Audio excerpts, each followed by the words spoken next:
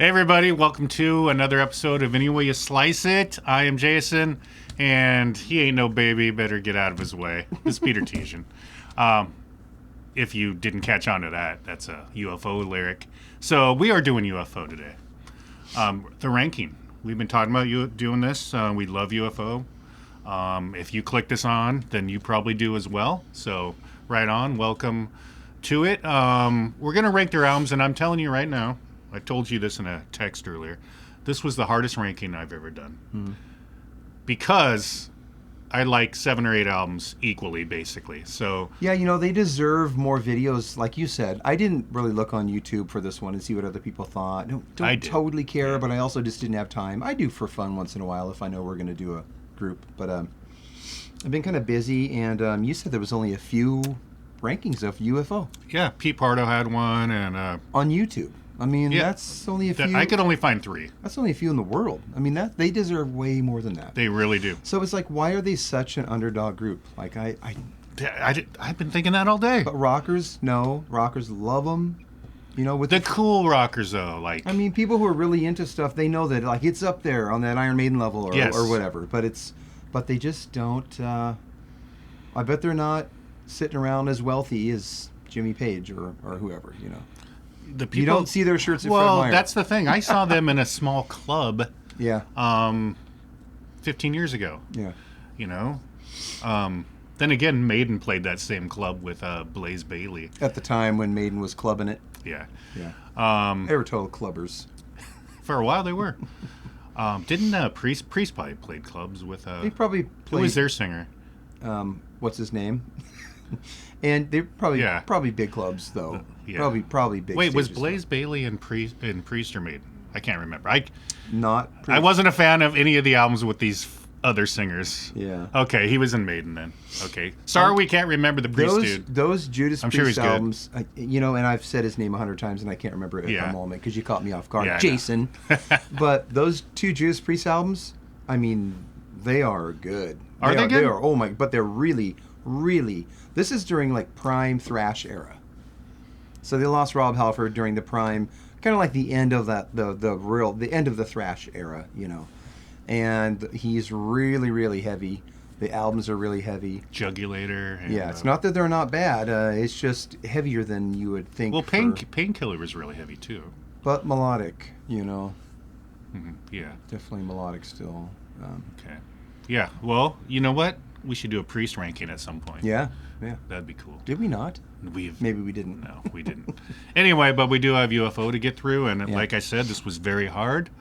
We're gonna only do the first Pete Way era because after Mechanics 1983, we kind of lost touch with the band, so it wouldn't really be fair to rank those albums. I had the 3 after Michael. As a teenager, I had those 3. Yeah, and they're worth talking about. And they're worth talking about. I like the way you word it. Like, they're good, but Michael made the group, did something for the group, and I'll have fun talking about what I think he brought, other than just his solos. But so when they lost him, they lost something. But they were still cool, and his voice was still great. Phil's voice is great, right? Yeah. And then after that, you know, they're just kind of like right in the middle of another whole era. It's becoming mid-'80s, and some bands adapt well, and I don't know, some just... They did get Schenker back in the 90s. Yeah. I have to admit, I haven't personally really investigated those albums. I think I did at one point, and it was pretty good. Yeah. But we would call this the classic albums, I think. Yeah, there you go. And we're going to talk about the first 2 as well. We'll probably title it Classic Album Ranking, I suppose. Yeah, there you go. UFO Classic Album Ranking. Yeah, exactly. Yeah. So before that, how did you get into UFO? You know... I heard Rock Bottom on the radio every now and then as a kid, and I just didn't know who it was, but it sounded so fucking evil. That song's just... That riff, man. That song is just... That riff, oh my God. Aggressive, the way he picks it, and evil, and like, some of the lyrics are dark, and I remember hearing it a few times, just like maybe in the car with my parents or whatever, and wondering, like, who is this? But not really being a record collector or anything quite yet, you know. And so... when I spread out from like Kiss, Aerosmith, Sabbath, your roots, once I started spreading out and wondering who's this, who's Raheeb, who's this, who's that, I found UFO because I found Phenomenon at a Half Price Books here, and the whole album was really good. And I was like, there's Rock Bottom, and that's not the only good song on the album. So Phenomenon really hooked me. About you? Yeah, the reason I said wow is your story is almost exactly really my story. You picked up Phenomenon? Yes, that was the first album. Somehow in high school I came across it. Maybe junior high, actually. Mm-hmm. It might have been Tim Ely's, who I always talk about, childhood friend, still a friend. But it somehow ended up in my house, and I loved that album. Oh, my God. We're going to talk about that album later. But we are. Yeah. Well, it's on the list, hopefully. Yeah, really good album. And this album's before that, but then you can see right away what he brought to them with the songwriting. Yeah. And like you said, Rock Bottom was the song that was really whoa. Yeah. And here's the thing is Scorpions hadn't really had their national appeal hadn't really happened yet. In fact, that wouldn't happen for a few more years. So then Michael goes, because Michael's on the first Scorpions album. Mm-hmm. And that album kind of reminds me of the first two UFO, with Echo, kind of psychedelic but bluesy. Ironically, Michael's not on those, but I think they were touring together, is the story. And Michael just decided to go with UFO. And I see why, because the groups fit really well together at that point, Mm-hmm. So then, the first album with UFO has Rock Bottom on it, and it's killer. It's on the radio. The Scorpions had to be like, oh, man, because they're trying to make it, Yeah.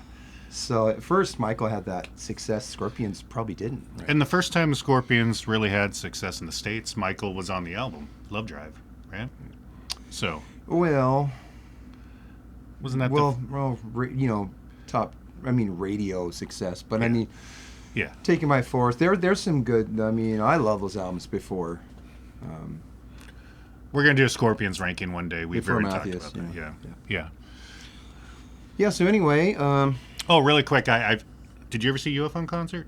Never have, no. Okay, I seen them in 2006. I believe it's 2006. Vinnie Moore was in the band.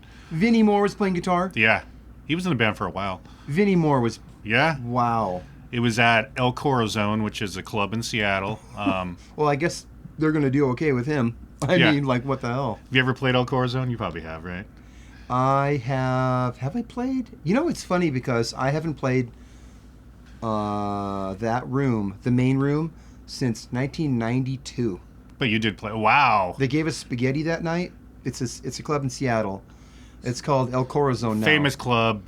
Nirvana played. All kinds of people played. Everybody, Metal Church and everybody. When I played there in 92, there was still Metal Church and like Soundgarden stickers on the walls, like in the green room behind. And I mean like Kinko's hand-printed stickers. I don't mean like nice, fancy stickers from your record label making up. I mean Soundgarden stickers probably put there by, Kim Thale pulled it out of his pocket and stuck it. So it was a historical club, just like...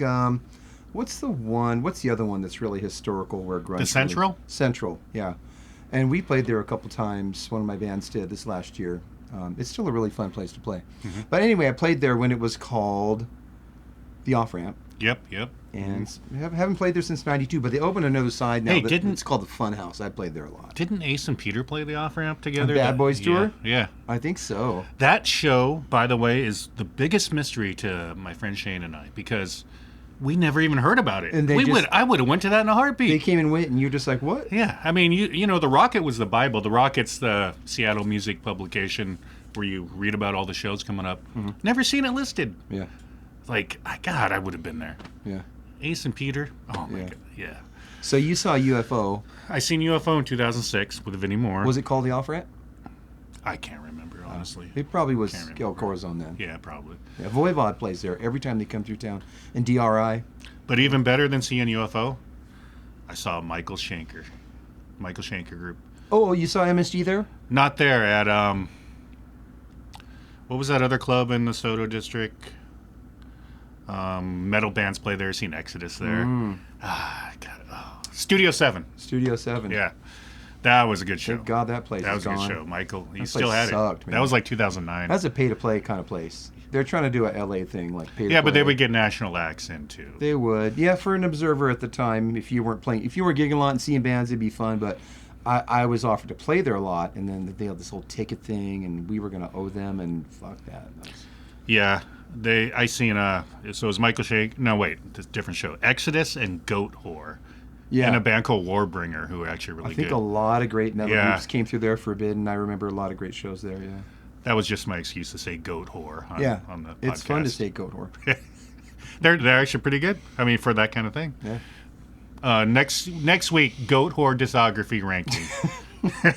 Even though we have no idea how many albums they have. No. They might have 3.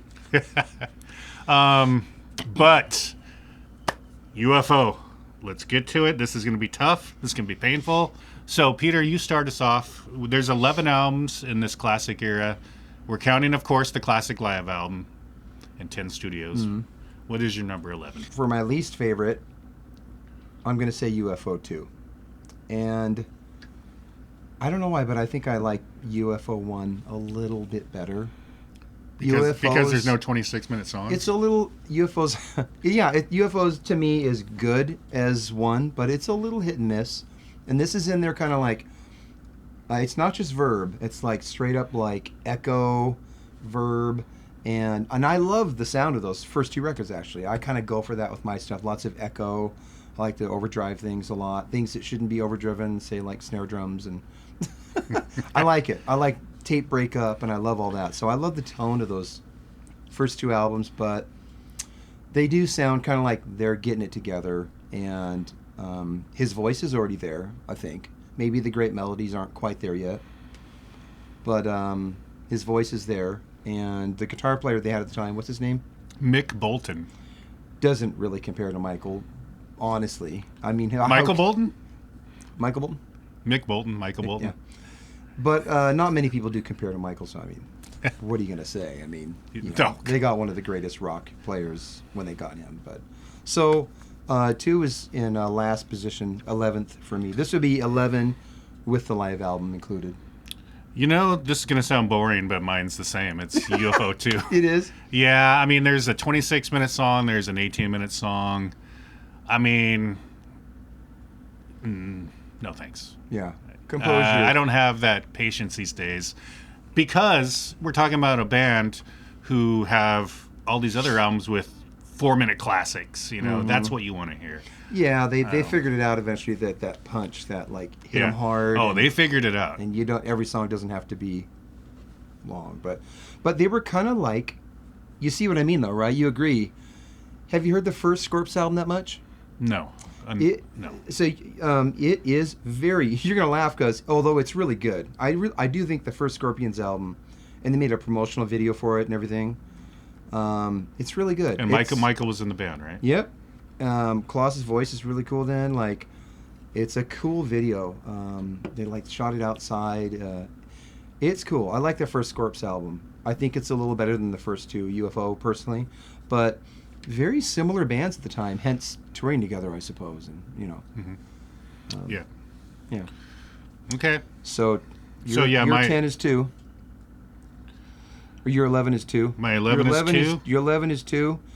So then that puts me back over. Let's just double team this because my number 10 is also your number 10. You really? Okay. So this was predictable, by the way. Everybody knew this was coming. It's kind of, and the top 3 are a lot of, going to be kind of like. No, I have Ooh. Whoa, well, there's a big... Oh, he's got Fortune way up there, probably, huh? So, 1 is the next one for me. A little tighter in... just the arrangements a little tighter. I mean, not that they necessarily were obviously going for that on 2. They're jamming out, but I like 1 for that reason. And I think the production might be a little tighter also, Yeah, it's kind of ironic. I've always considered UFO and Uriah Heep almost like sister bands, and they both cover the same folk rock song on their first album, "Come Away, Melinda," which I thought was kind of funny. Yeah. But that first Uriah Heep album, that's a damn good album. Yeah. Gypsy, best song they ever did. But we'll get to that when we do their ranking. But yeah, I know what you mean. First album's better. It's it's shorter songs, first of all. Yeah. There's some interesting covers on there. But it's better. It's just, again, if I'm reaching for UFO, it's not that first album. Yeah. Schenker's not on it, first of all. And those Yeah. first two aren't interesting to put on. I do put them on occasionally. But yeah, they're not go-tos. I mean, they were getting it together, though. And Oh, like I said, definitely. I think his voice, tone of his voice and his pitch was really good from the start. But sometimes it takes people a bit to really get those, to get a talent for structuring those really cool melodies together that really hit. And sometimes you need the right person to write with, Michael, to do that against, Yeah, we could sit here and name bands that hadn't totally found their sound yet on their first album. UFO is definitely one of them. Probably, yeah. But they'd certainly done it on the third album. Let's do that. Video. Bands that sucked at first. Well, we could do that, Nah, and we probably won't do that. we would be talking about UFO. Oh, it doesn't suck, but I mean, know, yeah. So, I guess that's back to me then, huh? Number 9. Okay. Number 9. So, but number 9 for me is Mechanics, and with the albums after Michael, I kind of like them in order from from the first one and all the way to the last one without Don't be him. giving away your list. It's not a big mystery. I think a lot of people feel the same way. Mine's a little different. Yeah. I'm So, throwing you a curveball. Mechanics is next for me, and it is good. And that album and the other two from that era there, I put them on, and it's pleasing. It's good. They're good, but when something like Rock Bottom or the song Lights Out or Doctor Doctor or whatever hits you, it's like that's powerful stuff, So nothing on those albums, although it's good and it is pleasing. And the players are good. The guitar players they had with Paul Chapman. It was good. He's good. Yeah. For me, what I notice, what they didn't have on the first two albums was Michael, for not just his killer soloing, his like that tone that kind of set the tone for almost like the hard rock metal guitar tone for the 80s, really. Without a doubt. Yeah, a little Without a doubt. mid boost, and he'll do a cock at his wah on a certain level, and he's setting up a tone that cut more. It's a modern sound, like. He was cool. he was ahead of his time. Yeah, so he's not on the first two albums, and what do you know? Like, there isn't really cool, gratifying like key changes going into a chorus and. Or modulations at the end of a song to make it interesting. Or he brought something songwriting that people don't talk about because he was an awesome shredder. But I think he really brought something in the songwriting department, which is sometimes it's time for a key change, or it's time for, you know what I mean? You can just feel it needs to go to this key here, or certain type of rhythm change to create the contrast, to make the melody, to make the chorus like pop when it comes in, and so on. And that also, to me, is lacking somewhat on the albums right after he left, too. Although, I think they're good, so don't hit me. Yeah. But that's my opinion. Well, first of all, I feel bad. Our lists are exactly the same so far. First of all, sorry Shane, who loves Mechanics. Yeah. Sorry Mike McCready, who loves Mechanics. I think it's good, but... No, it is good. All these albums we're talking about from here on out are good. Yeah. And very soon they're all fucking classic. Yeah. But first of all, the writer. Let's just get this out of the way. The first song, absolutely incredible. Yeah. Sinister riff. Oh man, just a great song. Mm-hmm. Love it. Kind of goes downhill from there. There's a couple other really decent songs. Yeah, sure. Really quick, I have a CD. Most of my CDs and albums are in storage, but it's called The Best of the Rest, UFO. Yeah. And it's basically the era after Schenker, Mm-hmm. like maybe the 5 albums afterwards, and excellent compilation. And I had that before I actually had the albums. Yeah. And so I fell in love with certain songs, the writer being one of them. Yeah. Yeah, I mean, there's good stuff on Mechanics. There really is. It's a good sounding album. It is. I mean, for me, all 3 of those albums got 3 or 4 good tunes, at least. Somebody out there's thinking they love... I didn't get those albums when it came out. I'm not nostalgic for those ones like that. But then again, I'm not totally nostalgic for the earlier stuff, too, because, I mean, I was born in 73, so... but, somebody who was there and waiting for, like, No Place to Run to come out and go into the record store, they might have a different memory of it. You know, it's funny you bring that up. I literally had this thought today when I was driving around listening to Lights Out, actually. I thought, God, I wish I was a high school stoner in 1977 who got this album like the day it came out, you know? Yeah. That would have been amazing. But no, I got into them much later. Yeah. Mechanics, still good album. Yep. So what do you have next?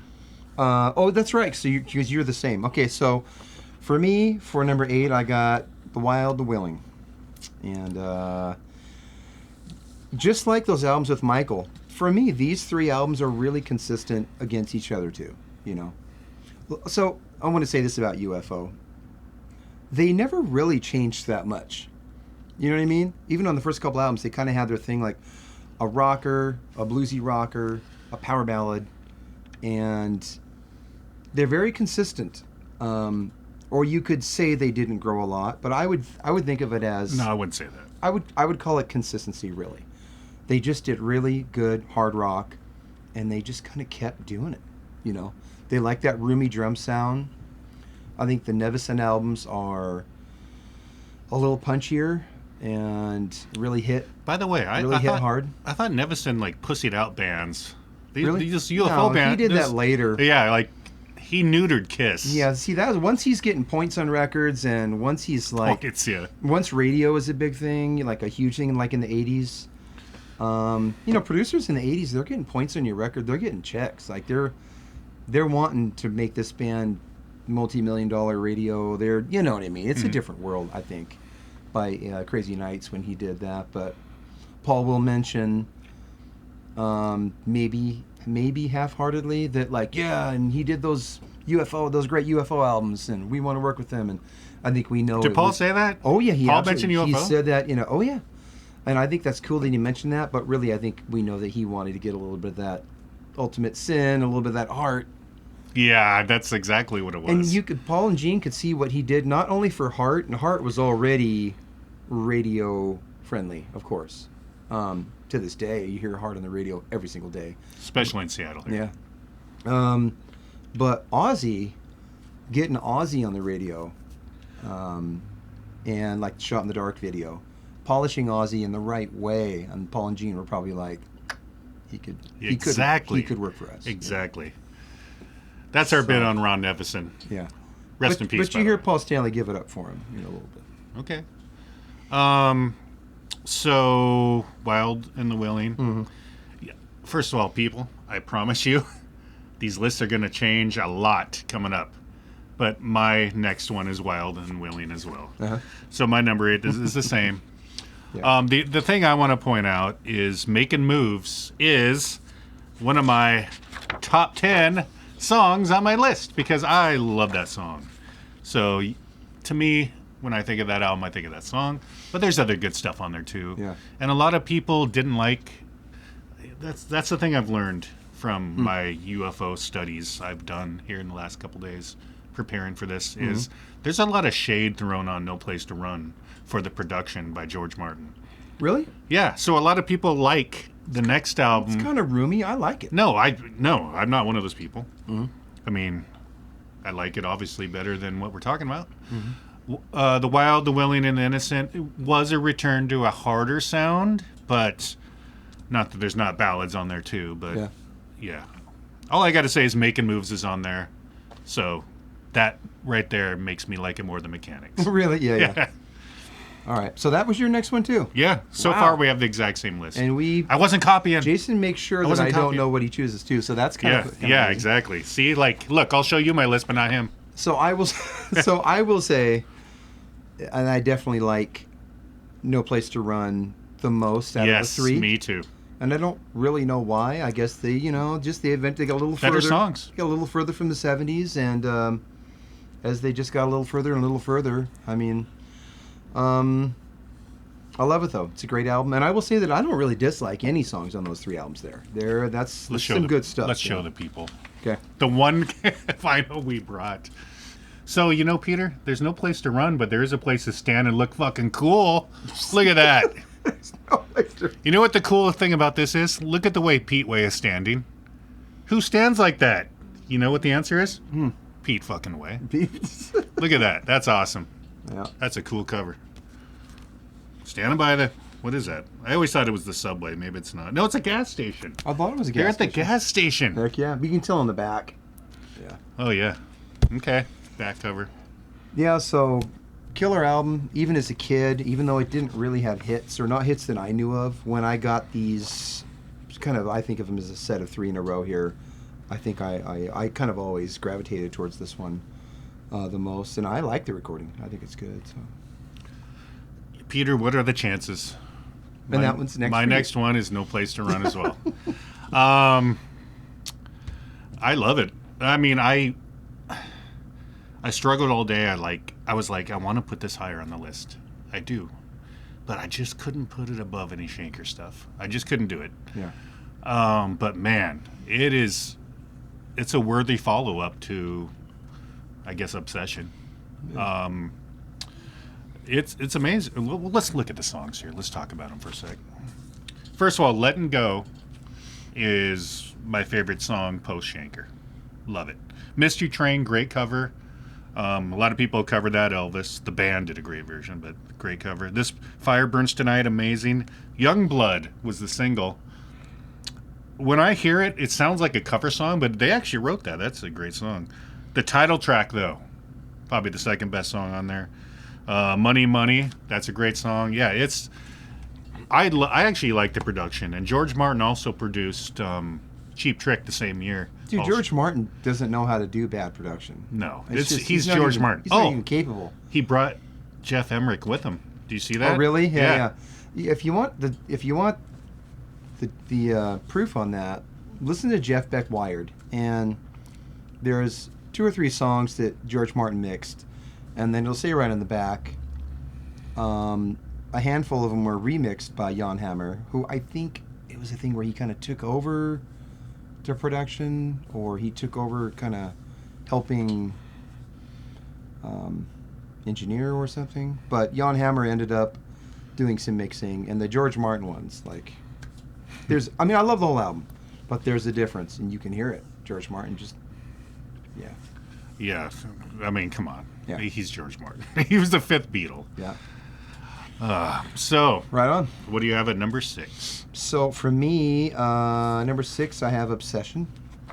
And this is where it gets hard, and like someone could say, well, I like blah, blah, blah better, and I could say, I understand. Because like, Okay, they're yeah. all very, very high quality. From here on out, Yeah. like, it was tough. Yeah, It was very tough. Who's to say, really?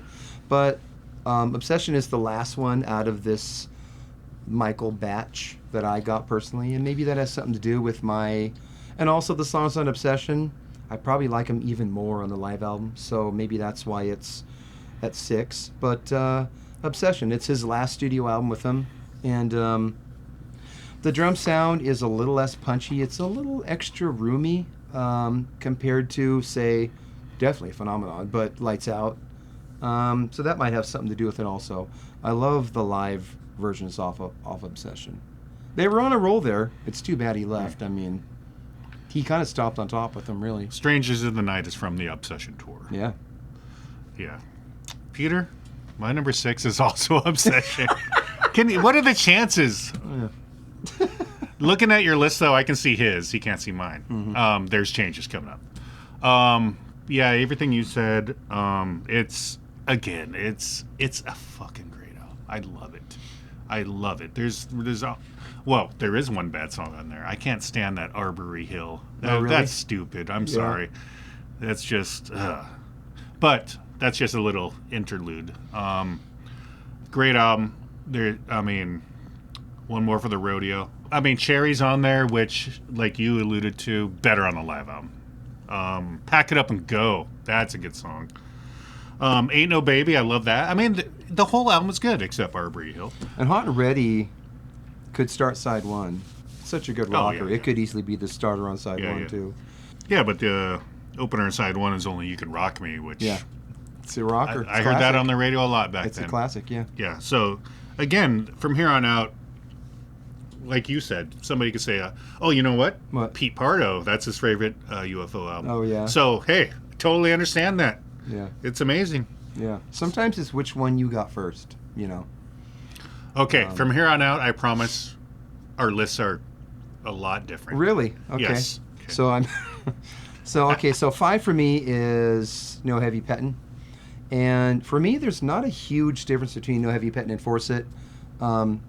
Force it, of course, being the one right after Phenomenon. And maybe it's more raw. Maybe it's a little more rockin', but it's tight.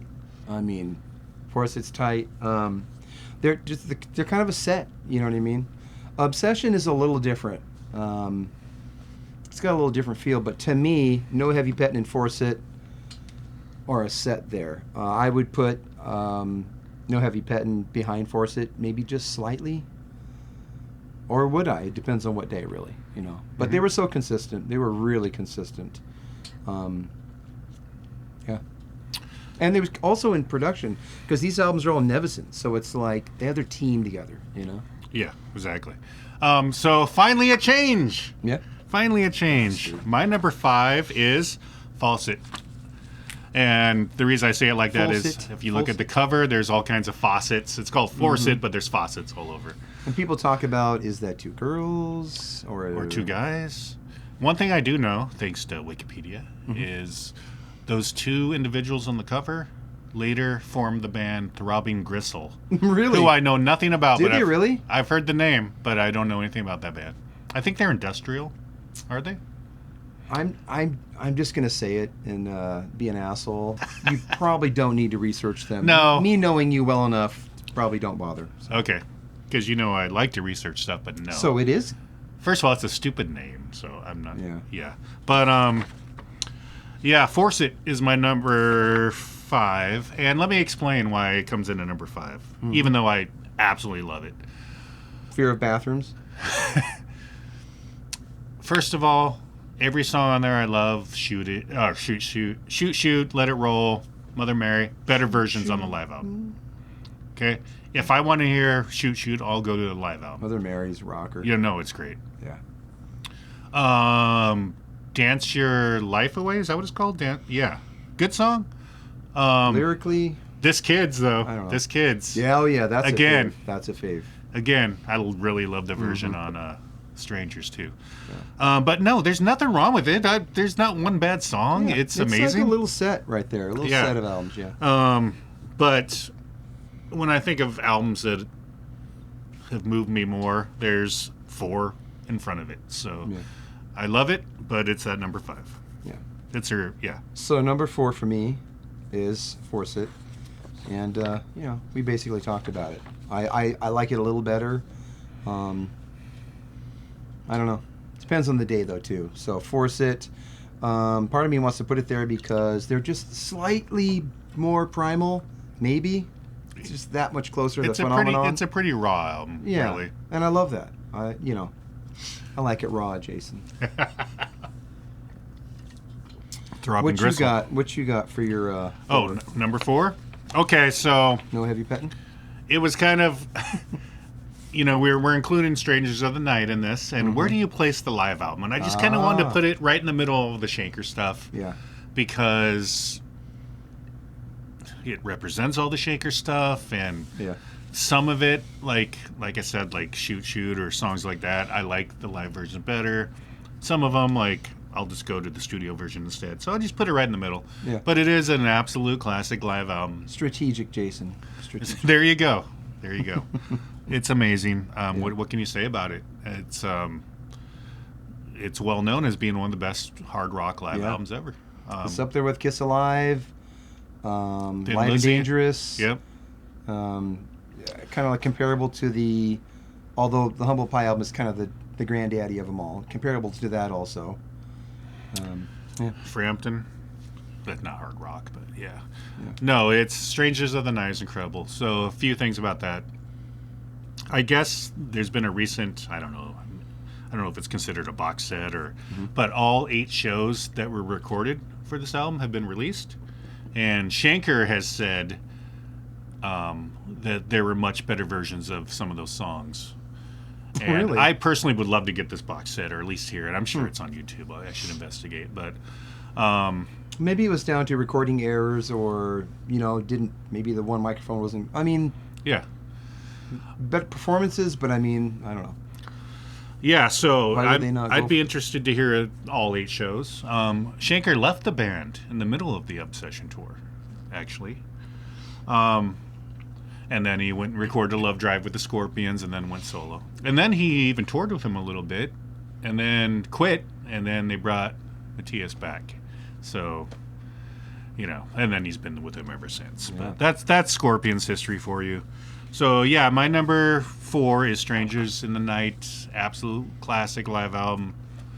And I think we're going to be talking about it here in a little bit as well. Yeah, so my number 3 is Strangers, and it's just, not only is it super great performances of them built up, they're just played perfectly together at this point, and I don't really know how much work was done to the album. I mean, like Gene Simmons would say or whatever, when you're jumping around like crazy, you're going to have to fix some notes here and there. But I'm not really sure. When you look at the BBC... Schenker wasn't doing backflips. Yeah. He was getting his stance. Yeah, and he doing was. his thing. He was doing that. But, it's just a really great sounding album as well. Mm-hmm. It's really good, and it captures all those songs on it from these few albums before just perfectly. It just has a great energy, And Phil Mogg's dialogues between songs is classic as well. He's a character.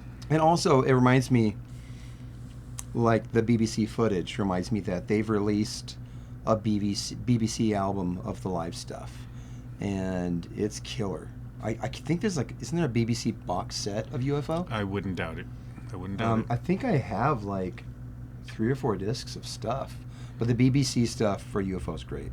And there is at least a single that I've seen recently on CD. It's one good thing about all these English bands, you're right, Zeppelin, is you're going to get a a BBC stuff. You're going to get BBC stuff over there. Yeah. Love the Zeppelin BBC. I love the Cream BBC. Mm-hmm. Hendrix BBC is fun. Yeah, man. Thank God for BBC recording that stuff and keeping it. Yeah. Yeah. Archived greatness. Strangers in the Night, and then I got, of course, 2 studio albums after that, but it's so good. Had to put it up as close as I could, Okay, so now we're in the top 3. Well, you just said you're number 3. So my number 3 was my number 1 until yesterday.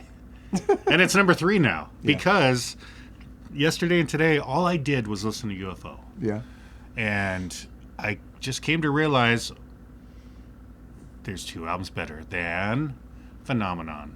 So it's still coming in at number 3, high ranking. Mm-hmm. And again, it was like Peter, it was my first album I fell in love with by them. And so here's the thing. There's 3 songs on there in my top 10 UFO songs of all time. Yeah. Too Young to Know, the opener. I love that song. Great rocker. Rock Bottom, of course. I mean, come on. And one of the most classic, pivotal, just influential, I think, riffs and songs. Yeah.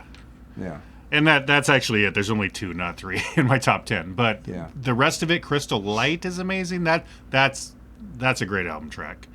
What's that? There's that blues song on side 2 that's really good. The God, why can't I think Comfort, of that? Yes, what's it Built called? for Comfort. Yeah. Great song. Willie Dixon cover, but great song. Yeah, it's just, Dr. Doctor's on there. Yeah, 2 classic songs. Space Child. Oh, yeah. Just about the whole album is just really, and the Peter, recordings really Queen good. of the Deep. Yeah. That riff. Yeah, it's a really great album. It leads to me on my next one, so I'll just chat with you. But that's my number 2. And it's a toss-up whether that's the best or Lights Out. I think it's obvious what's coming up for me. But Phenomenon is the one I bought, and it's a really cool, kind of mysterious, cool-looking album cover as well. But Dr. Doctor, as far as it's got Dr. Doctor and Rock Bottom, Iron Maiden's done Dr. Doctor. I think they did it live a lot, too. And Dr. Doctor kind of sounds like 90% of what makes Iron Maiden, Oh, yeah. And Steve Harris will say even the stripes and the bass and the the whole look is Pete Way. He stole the whole Pete Way. Yep. He was kind of a Steve Harris seems like a really cool guy. But there was one interview It might have been on the early years DVD, and he goes, "Yeah, and I really got his look and his poses and stuff, and that's pretty much it." He said that. Didn't have his drinking problem. Didn't have his bass playing. I think his joke was that I'm a pretty good bass player, and I kind of took Pete Way's look, but I didn't take his. But Pete Way's a solid bass player. For sure. Yeah. So yeah, Phenomenon. I mean, for a lot of older guys that when Phenomenon came, wouldn't say if they were a teenager when Phenomenon hit, that's the one, you know. And it's really the only one like it.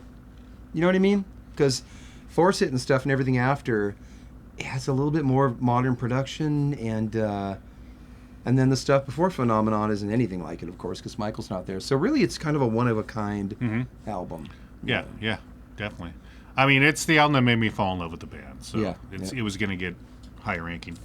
Yeah, when I figured out who the band was, and I got Phenomenon at half price, I didn't really have high hopes for the rest of the album, because I figured, I've never heard anything else on the radio. What else could be that good?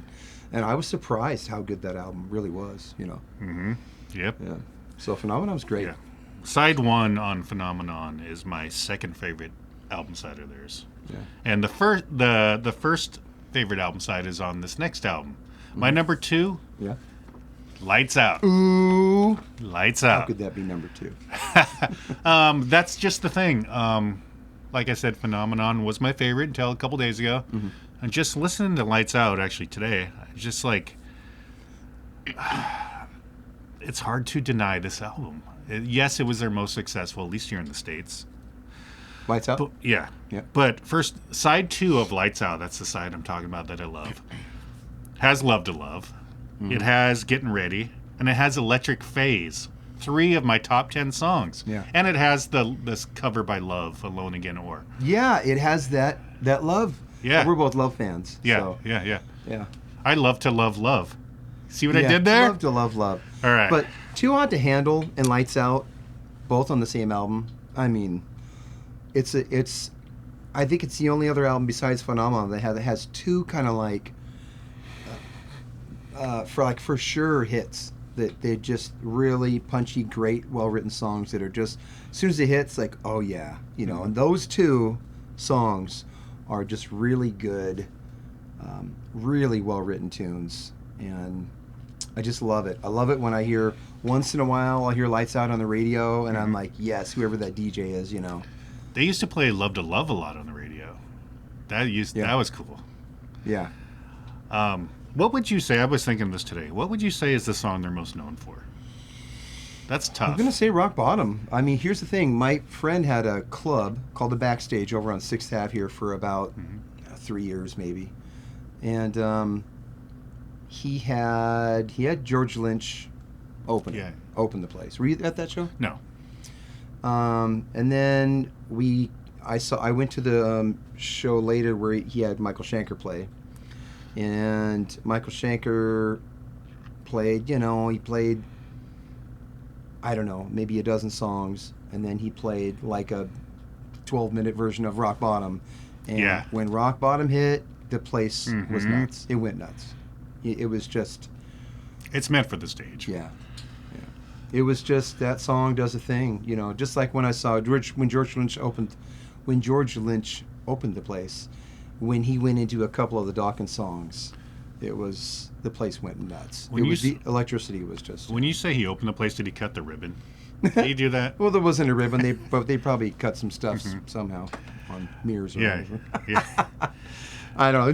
George Lynch came out like smoking, like playing, like it was a club you could legally do that in still. Oh. He didn't care. That's so weird because he's like, I am Buff and I'm Lynch. He was literally smoking? Oh, yeah. Like, he's like the epitome of health, I think, these days. He's like, he's fit. He got fit, and I know tan. Him He's very his tan. son too. Yeah, he's a very tan man, George Lynch. He's kind of California. Yeah. I think he's a great guy, though. So where are we at? So Phenomenon is your number. That was my number 3, and then I just talked about Lights Out at number 2. So my number 2 is Phenomenon, and amazing. It's the one I got for a reason. Lights Out is killer, and it's, for me, it's a one-of-a-kind album that kind of sits in there in the middle of those eras, and a special album, Definitely. And Ron Nevison, again, that was one of his albums. To me, it's the only one out of their catalog that really sounds like classic rock, kind of. Oh, okay. You know what I mean? Love to Love is a good example. It's bluesy, and it's just recorded in the right way. It's like, it sounds like early 70s classic rock, but really, really good classic rock. I feel like they tried to recreate it with Obsession, and as good as that album is, it just fell a little short. Yeah. Yeah. Lights Out's absolutely amazing. So that just leaves my number one, right? I didn't do my number one yet. Oh. So my number one is Lights Out, and Okay. I just think it's the best. I mean, how can I put it above Phenomenon? But I mean, it's so consistent, and that recording, the drums are so punchy, and the drums are big. You can just tell those compressors are hitting hard, and like it's the right songs, and it's two really great tour de force songs, I think. And but yeah, I did kind of talk about it when you brought it up. But Lights Out, number one for me, for sure. All right. Yeah. Love it. A lot of people would probably consider it number one, and for a reason. Yeah. So the only album I haven't talked about, and I remained quiet while you were talking about it, at your number 5, No Heavy Petting? No Heavy Petting, Whoa, without yeah, a doubt. yeah. First of all, my favorite song of theirs is Natural Thing. Mm-hmm. A couple other top 10 songs, I'm a Loser, and Reasons Love, and On With the Action. Yeah, Reason. On the- On With the Action is really, really Yeah, good. Martian yeah. Landscape's great. Yeah. I'm a fool for you, baby. That one is just that, and to me, it's their best sounding album. Yeah. They had that one keyboard player that they only had for that album, Danny something, and then they got Paul Raymond after that, who solidified their sound, I think. But I just just Natural Thing. Listen to it. Listen to that riff. Oh man, it's the. So after I fell in love with Phenomenon, Yeah. like later on when I was like, okay, I'm going to start investigating their other albums. I think that was one of the first I got, and instantly was like, fucking incredible. Absolutely incredible. So I have special moments with the album. I absolutely love it, and that's why it's at my number one. It's like, again, though, it wasn't at my number one even a couple days ago. You just realized. I just was like, you know what? I just have to put it there. It's Yeah. like, this album kicks my ass. So. It shall be the number one. So earlier we talked about how we kind of first realized the group, but I will say that I had a few albums when I was a teenager that I seeked out, and I gave them a listen. I liked certain cuts, but there were certain albums I had never heard at all. I never heard No Heavy Pettin'. I didn't have Force It, etc., etc. And or the live album. I didn't have the live album when I was a kid. So when LimeWire was big, right at the tail end of LimeWire, I started going LimeWire nuts. And I thought, you know what? I need to make... I would do this late at night when the sharing was huge and you could get a song in like 30 seconds. You know what I mean? Lars would hate you. Yeah, Lars, yeah. Tell me you got the whole Metallica discography. But most bands, I went out and I bought all their stuff. UFO is one of those ones where I'm still listening to my burns because I got them. I got them at MP3s at like 440, I think they are. They were pretty high quality MP3s. Somebody had them posted, huge, and I want to buy them on vinyl anyway. So when I was doing that, I'm thinking I need to put like an awesome compilation together because there's got to be more awesome songs. And then I realized, ooh, it's going to have to be 2 CDs.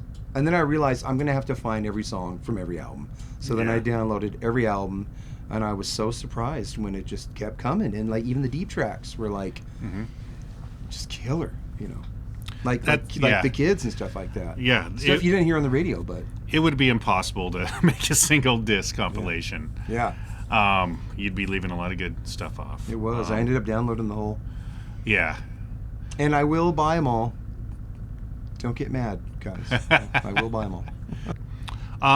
But killer band. I mean, and it shows you when you have the right guy writing, when the right writing team is together, it's on. You know, like I think him and Michael together. I think that was a great.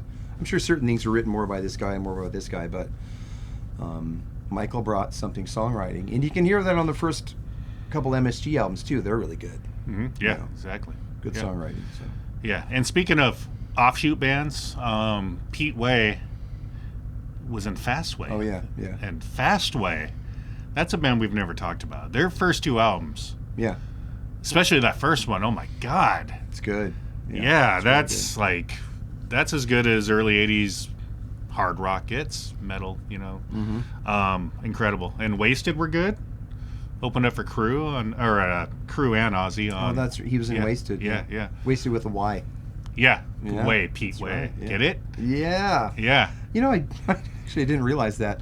Pete Way, Wasted. Yeah. And Fast Way. Right there, it'll say Peter is stupid. Fast Way, Fast Eddie Clark, Pete Way. Yeah. But then he wasn't in Fast Way long, though. Yeah. Not for very long. Anyway, just some cool offshoot bands, of UFO. Yeah. So, hey, thanks for watching. If you stuck by this long, you're a UFO fan, and so that's very cool. So you should leave us your top albums, because I want you to see how hard it is to rank these things. Yeah, it is kind of hard. We'll see how many are pretty similar to our list, though. Yeah. That'd be cool. Bet. Be a cool thing for you to do. It depends on which ones you get you first sometimes, Yeah. Also, really quick, business-wise, I've noticed about 75% of the people who watch us aren't subscribed. Our girls? No. Like, literally 0% are Zero girls. girls. I'm going to send this video to some girlfriends. But, like I said, 75% of people aren't subscribed, so subscribe now, please. Yeah. And because, we'll do other cool things too, And there's talk of starting maybe a different channel, kind of an offshoot channel, which we'll talk about at a different time. But thank you for watching. I am Jason. This is Peter. We are Any Way You Slice It. We've been talking about UFO, one of the best hard rock bands of all time. Absolutely. Yeah. And discover their catalog if you haven't, because if you delve deep, you're going to find great songs like Electric Phase and things like that. Yeah, the deep tracks. Yeah, you got to go deep disappoint. tracks. They don't disappoint. Got to go deep tracks. Yeah. All right, thank you for watching.